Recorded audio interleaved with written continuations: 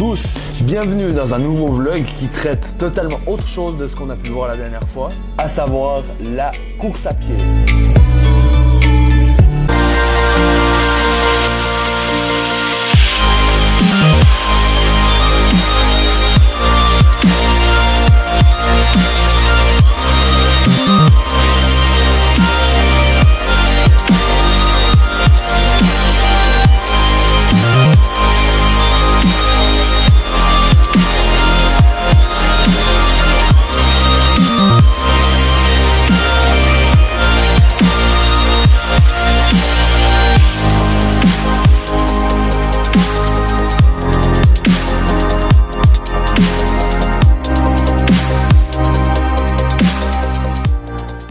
Là donc actuellement on est le 29 mars. J'ai débuté aujourd'hui même ma dernière semaine de préparation pour le Schneider Electric Marathon Paris. La course elle a lieu ce week-end, ça veut dire le 3 avril 2022. Donc pour celles et ceux qui ne connaîtraient pas le concept, c'est donc une course de 42,195 km qui se déroule dans divers quartiers sympatoches de la ville lumière, la ville aux 100 villages, la cité de l'amour, la capitale de la mode, bref Paris. Alors, on va parler de différentes choses pendant cette vidéo, dont les tests, le plan d'entraînement, le respect du plan et ses éventuelles modifications, le matériel, l'alimentation et le mode de vie, les objectifs. Donc en ce qui concerne les tests, j'ai pu effectuer un test VMA ou ce qu'on peut appeler aussi un test Vameval par le biais d'un luc léger. Donc le luc léger, qu'est-ce que c'est? C'est un test qu'on effectue, on sépare par exemple deux cônes de 20 mètres. Le but, c'est de courir d'un cône à l'autre en aller-retour en continu et d'utiliser un smartphone ou un beeper qui nous signale un bip à chaque fois qu'on passe le cône. Alors bien évidemment ça va de plus en plus vite et puis là moi en l'occurrence ce que j'ai pu atteindre grâce à ce luc léger, grâce à ce test, c'est une VMA de 12,5 km/h. Donc ça c'était quand j'étais au début de ma préparation. Suite à ça, j'ai eu l'occasion d'approfondir un tout petit peu plus les calculs et définir que mon allure au kilomètre était de 4 minutes 48. Suite à ça, il fallait que je teste mon allure fondamentale qui se situait à 5 minutes 37 le kilomètre. Donc ça, on reste sur le début de ma préparation. Bien sûr, grâce à ces chiffres, c'est là qu'on peut voir si on a de la progression ou pas, selon le plan d'entraînement qu'on utilise. J'ai donc pu voir qu'en plus ça a porté ses fruits parce que j'ai pu changer justement mon allure fondamentale à la suite des semaines d'entraînement. Donc maintenant concernant le plan d'entraînement, j'ai utilisé le plan gratuit que vous pouvez retrouver sur internet de Nico de Running Addict, un plan basé sur 12 semaines d'entraînement à 3 fréquences différentes, soit 5 entraînements par semaine, soit 4, soit 3. Alors si on regarde un petit peu ces entraînements, donc là typiquement je suis sur le site de Running Addict, donc vous pouvez voir ici le plan d'entraînement à 5, à 4 et puis à 3. Donc ces plans ils sont répartis de différentes manières et de différentes façons suivant les objectifs que vous fixez pour ce marathon. Donc le plan marathon pour 5 séances par semaine, c'est pour des objectifs de 3h à 3h30 si je me trompe pas, ouais 3h à 3h30. Le 4 entraînements par semaine, c'est pour des entraînements de 3h30 jusqu'à 4h d'objectifs pour le marathon et les plans d'entraînement à 3 séances par semaine, donc de 4h à 4h30 d'objectifs pour le marathon. Donc moi le plan que j'ai principalement utilisé, on va y revenir plus tard, mais le plan que j'ai principalement utilisé c'est celui à 4 semaines. Donc là si on va dessus, justement là on va descendre un peu, donc là on arrive sur une semaine typique de cet entraînement, donc une des semaines les moins complexes entre guillemets, donc la semaine 1. Donc là on voit c'est réparti de mardi, jeudi, samedi à dimanche. Donc voilà, ça c'est les 4 entraînements qu'on retrouve. Ce site il est hyper bien foutu, c'est super bien expliqué, c'est gratuit, c'est franchement au top quoi. Là on voit que typiquement si on prend l'exemple du tout premier entraînement le mardi, donc là en l'occurrence c'est 20 minutes d'effort fondamental avec 1 minute 30 à l'allure 5 km, 8 fois avec 1 minute et 30 secondes de récupération en effort fondamental et on finit ensuite sur 5 minutes d'allure fondamentale tranquille. On voit dans ce plan, il y a plusieurs spécificités, donc là c'est des simples footings. Faut se sentir à l'aise. Il explique assez bien de côté là justement. Le samedi, alors moi ce que j'avais dans les plans d'entraînement à fréquence de 4 par semaine, c'était les courses de côte. Donc ça, je dois avouer, c'est vraiment pas facile de se motiver là-dessus. Mais par contre, je vois franchement que c'est hyper bénéfique. Clairement, c'est bénéfique. Et puis je verrai lors du marathon de Paris. Mais moi, franchement, je regrette pas d'avoir utilisé ce plan-là, quoi. Donc ça équivaut à peu près à un fractionné. Mais sur côte quoi. J'ai pas parlé du fractionné. Ouais bah voilà, du coup le mardi pardon, là ce que je disais, donc ça c'est l'entraînement de fractionné. En fait sur les 4 entraînements par semaine, il reprend toujours un entraînement de fractionné, un entraînement en allure fondamentale, donc un footing, une course de côte et là ce qu'on peut voir en bas, le dimanche, les sorties longues. Donc ça c'est la semaine 1, voilà il y a tout, vous voyez, il y a tout qui est réparti sur 12 semaines d'entraînement. Je vais juste m'arrêter sur la pire semaine qui est la semaine 9. Donc pour moi c'était il y a 3 semaines. Pourquoi la pire? Je dis ça parce qu'il y a une sortie longue de 2h30. Mais bon en même temps il faut bien se préparer pour un marathon. 2h30 c'est rien comparé à ce qui va m'attendre quoi. Cette semaine-là elle était assez compliquée, il y avait quand même aussi encore la course de côte la veille. Donc fallait pas se cramer à ce moment-là, c'était vraiment pas le moment. Plus un fractionné d'1h05 le mardi. Il y a que le jeudi où là c'est relativement chill. Si on parle pas du lundi et du vendredi où on court pas. Là ce que je suis en train de faire actuellement donc c'est la semaine 12. Donc c'est 30 minutes d'entraînement le mardi, 30 minutes d'entraînement le jeudi. C'est relativement tranquille et ça fait vraiment du bien. Mais tout ça, c'est pour arriver ici justement sur la phase marathon.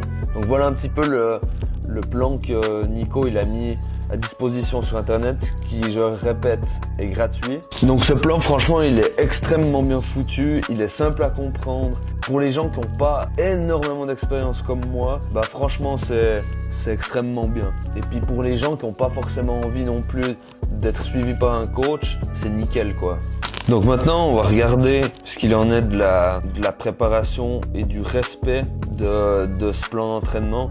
Donc là, je suis sur mon compte Strava. On peut voir que j'ai débuté ma première semaine d'entraînement mi-janvier, quelque chose comme ça. Mais on voit que j'ai un rythme relativement régulier quand même. Mi-janvier, j'étais déjà à 52 km, 54, 51. Ça descend de plus en plus. Ça, je vais l'expliquer peut-être un petit peu plus tard. Quoique non, je peux l'expliquer maintenant.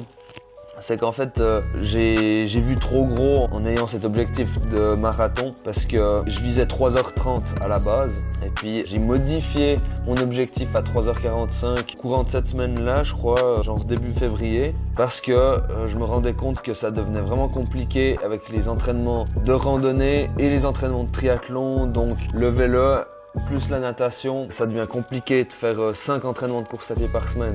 Surtout que j'ai un emploi du temps relativement chargé avec le travail, donc je peux pas me permettre. Je tenais absolument quand même à être en dessous des 4 heures, donc je suis resté quand même sur les 4 entraînements par semaine. Parce que si j'utilisais 3, ça aurait peut-être fonctionné, un peu plus difficilement. J'ai quand même de l'expérience en course à pied, donc normalement je me fais pas trop de soucis pour atteindre l'objectif, mais on verra bien, on sait jamais, hein. On est à l'abri de rien, donc voilà. Donc en ce qui concerne le matériel, je vais pas rentrer dans les détails de quel slip j'utilise pour courir, quelle paire de chaussettes, etc. Par contre, ce qui est quand même relativement important de souligner, c'est le matériel que j'ai à disposition déjà rien qu'ici. Donc j'utilise une Garmin Fenix 5 en ce qui concerne la montre. Maintenant je sais qu'il y a la 6S ou 6X ou je sais plus trop quoi qui est sortie depuis un petit moment. En fait il y en a d'autres qui sont sorties. Alors celle-ci, cette montre, ça fait 2 ans que je l'ai. Mais elle me sauve la vie, franchement. Niveau sport, ça me motive énormément. Et puis voilà. Sinon, accompagné de la montre Garmin, j'ai la ceinture cardio Garmin. Donc ça, c'est la HRM Tri, donc c'est pour le triathlon. Je l'utilise autant pour la natation que pour le vélo ou la course à pied. Je l'utilise aussi pour la randonnée, cette montre, cette ceinture. Pour la suite du matériel, j'ai effectué au début de ma préparation un test sur tapis dans un magasin de ma région pour définir quelle était la paire de chaussures qui me correspondait le mieux, autant pour de l'entraînement que pour de la compétition. Donc moi j'ai absolument tenu à avoir 2 paires de souliers, des chaussures surtout axées entraînement et une autre paire de chaussures axées compétition. Donc la paire de chaussures d'entraînement, la voici. C'est des Mizuno Wave Rider 25. Elles sont nickel ces chaussures. Elles m'ont apporté un confort tellement total pendant les sorties longues. C'était vraiment la classe. Donc cette marque, d'après ce que j'ai compris, d'après ce qu'on m'a expliqué au magasin, c'est une marque qui est assez récente, je crois. Hein. Peut-être je dis des conneries, mais il me semble pas. C'est assez récent et je crois que c'est pas mal le concurrent de ASICS actuellement. En ce qui concerne ma paire de compétition, donc celle que je vais utiliser pour le marathon, donc c'est des Craft avec plaque carbone, donc là vous pouvez les voir. J'utilisais déjà cette marque l'année passée pour mes triathlons, pour mon semi-Ironman, pour les différentes courses à pied que j'ai pu faire. Et franchement, je suis très satisfait de cette marque. Je recommande s'il y a des gens qui connaissent pas trop. En tout cas, moi, ça épouse bien la géométrie de mon pied. Et franchement, je me sens vraiment trop à l'aise là-dedans. Elles sont incroyables. Donc maintenant, on va parler un petit peu plus de tout ce qui est alimentation et mode de vie, routine de vie, etc. Donc évidemment, quand vous faites de la course à pied, cela va de soi, il faut avoir quand même une certaine alimentation saine. Je vais pas entrer dans les détails parce que franchement, je m'y connais pas du tout en alimentation sportive. Par contre, j'ai pas mal privilégié quand même les glucides avant une course, avant un entraînement. Beaucoup de fruits et légumes, surtout au petit déjeuner, des fruits, des légumes plus le soir. Mais le point le plus important pour moi, ça reste quand même l'eau. Abusez de l'eau. Abusez, abusez, abusez. Bientôt, il n'y en aura plus. C'est tellement bon et ça vous fout une patate. Après, ça m'a pas empêché au début de ma préparation de temps en temps de me faire des gros repas ou de pas trop regarder ce que je mangeais. Vie en Suisse. En Suisse, il y a de la fondue, il y a de la raclette, il y a des meringues. Il y a tellement de bonnes cochonneries. Et puis bon, quand on te propose une fondue entre potes, franchement, c'est extrêmement compliqué à refuser. Donc on va pas se le cacher, il y a quand même des fois évidemment où j'ai pas forcément regardé ce que je mangeais dans la semaine. Voilà, donc comme je disais avant, je vais pas débattre des heures sur l'alimentation parce que je suis loin d'être un expert. C'est pas ici que vous allez avoir des conseils en nutrition, alors surtout pas. Par contre, j'aimerais quand même aborder un petit peu plus le sujet du sommeil. J'ai la chance inouïe d'être une personne qui ne se lève jamais de toute la nuit et qui dort bien 360 jours sur 365. C'est vraiment très rare que je fasse des insomnies et je peux me coucher à n'importe quelle heure de la journée. Pour moi, il n'y a pas de problème. Ce qui est compliqué, encore une fois, c'est un peu comme d'habitude, c'est de gérer le temps de travail, le temps d'entraînement et le temps de sommeil. Plus le temps pour soi aussi, parce que c'est quand même important d'avoir du temps pour soi. C'est important d'avoir du temps pour ses amis, pour sa famille, pour d'autres activités, pour cuisiner par exemple. Et tout ça, c'est vrai que c'est assez compliqué à gérer, surtout d'un point de vue sommeil, parce que le sommeil doit être en quelque sorte réparateur. Et puis pour ça, il faut avoir de bonnes nuits de sommeil. Moi, typiquement, je me force à avoir 8 heures de sommeil par nuit avant de pouvoir débuter une nouvelle journée de travail ou une journée d'entraînement. Concernant les sorties, ça c'est important aussi parce qu'on me propose très souvent des sorties, que ce soit des sorties au resto, des sorties, des apéros chez quelqu'un, aller boire un verre, aller en boîte ou des trucs comme ça. Tout ça, on peut le faire, mais il faut pas oublier l'objectif, il faut pas oublier le sommeil, il faut pas oublier l'alimentation. Après, tout ce que je suis en train de dire, c'est selon les personnes, parce que là, je prends mon cas, mais par contre, il y a très bien d'autres personnes qui peuvent réagir différemment. Voilà, bref, donc quand je parle des sorties, c'est on va prendre l'exemple de juste aller boire un verre en ville. Moi, je crache pas sur une petite binouse de temps en temps. Attention, quand je dis de temps en temps, c'est quand même rare là actuellement, on est en préparation. Mais hors préparation, c'est vrai que moi je crache pas sur une bière sur une terrasse, franchement. Et puis ça, la bière, j'en ai eu fait l'expérience à une sortie longue. Pourtant, j'ai pas bu beaucoup de bière, mais j'en avais bu 2 ou 3 dans une soirée. Eh ben mon coco, tu la sens quand même passer le lendemain sur ta sortie longue. Bref, donc tout ça c'était la partie alimentation et mode de vie de ce que j'ai adopté et ce que j'ai pas adopté du coup. Voilà, donc maintenant l'objectif de la course, je reviens sur un truc que je disais déjà précédemment, mais moi je me vise 3h45. À la base je voulais faire 3h30 ou moins. C'est notamment pour ça que j'avais décidé de faire un entraînement à fréquence de 5 par semaine. Je voyais vite que c'était difficilement possible avec les entraînements de vélo, les entraînements de natation, les entraînements de randonnée, plus tout ce qu'on peut retrouver à côté dans la vie en général. Effectivement, oui, je vise 3h45. Il y en a peut-être qui peuvent se dire que c'est du très bon temps ou pas du tout. Je suis loin d'être un sportif d'élite encore, mais il faut savoir que ce sera pas mon premier marathon ce week-end, ce sera le deuxième. En effet, j'ai déjà fait le marathon, l'Harmonie Marathon de Genève, sur lequel j'avais pu faire le temps de 4h16 si je me trompe pas. 16 ou 18, on s'en fout. En tout cas, j'ai fait plus de 4h15, ça c'est sûr. J'étais déjà plus ou moins content à ce moment-là, c'était le premier. On te met la médaille autour du cou, t'es content, et puis t'es content quand c'est fini, c'est sûr.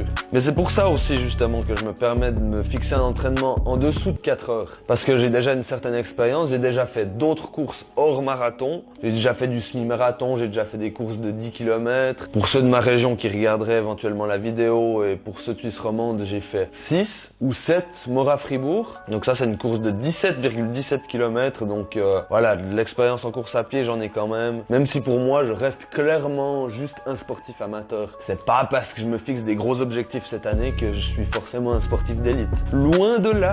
Donc faire 3h45 au marathon de Paris, ça équivaut à une allure de 5,15 au kilomètre. Ce que je pense au fil de mon expérience et grâce à ces 12 semaines d'entraînement possible. De toute façon, que ça soit clair, dans la vie, il n'y a rien qui est impossible. Ça va toi? Mais oui, mais alors mon chat? Donc voilà, en plus d'un point de vue météo pendant cette préparation, ben, là on peut le voir, on est fin mars, il fait pas froid, il fait pas chaud, c'est nickel. Là c'est jour blanc aujourd'hui, mais la plupart du temps, alors que la préparation était en hiver, franchement, j'ai pas du tout à me plaindre, c'était au top. Cette année, il y a eu assez peu de neige, il n'y a pas eu beaucoup de pluie non plus. Il n'a pas fait si froid que ça. La température la plus basse que j'ai dû avoir pendant ces entraînements, ça devait être moins 6 degrés. Mais franchement, ça arrivait 1 voire 2 fois max. Mais franchement, ça gêne pas, on se couvre bien et puis c'est bon. Non, alors franchement, cette année, on n'a pas à se plaindre pour la course à pied en tout cas. C'était nickel.